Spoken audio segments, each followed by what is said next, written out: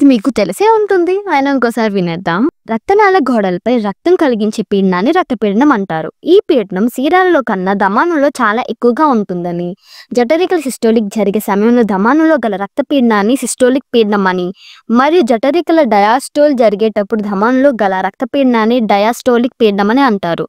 సాధారణ సిస్టోలిక్ పీడనం సుమారు 120 మిల్లీమీటర్స్ హెచ్ఈజీ మరియు డయాస్టోలిక్ పీడనం 80 మిల్లీమీటర్ హెచ్ఈజీ ఉంటుంది. రక్తపీడనాన్ని సిగ్మోమానోమీటర్ అనే పరికరంతో కొలుస్తారు. ధమనికలు కుచించుకుపోవడం ఫలితంగా రక్త ప్రవాహంపై అధిక నిరోధకం కలగడం వల్ల అధిక రక్తపీడనం హైపర్ టెన్షన్ వస్తుంది. ఇది ధమనులు చిట్లిపోవడానికి మరియు అంతర్గత రక్తస్రావాన్ని దారితీస్తుంది. ఈ వీడియో నచ్చినట్టయితే ఒక లైక్ వేసుకోండి. అనేక కణ ప్రక్రియలకు ఏటీపీ ఎనర్జీ కరెన్సీగా ఉంటుంది. శ్వాసక్రియ జరుగుతున్నప్పుడు విడుదలైన శక్తి ఏడీపీ మరియు అకర్బన ఫాస్ఫేట్ నుండి ఏటీపీ అణువుల తయారీకి ఉపయోగించబడుతుంది.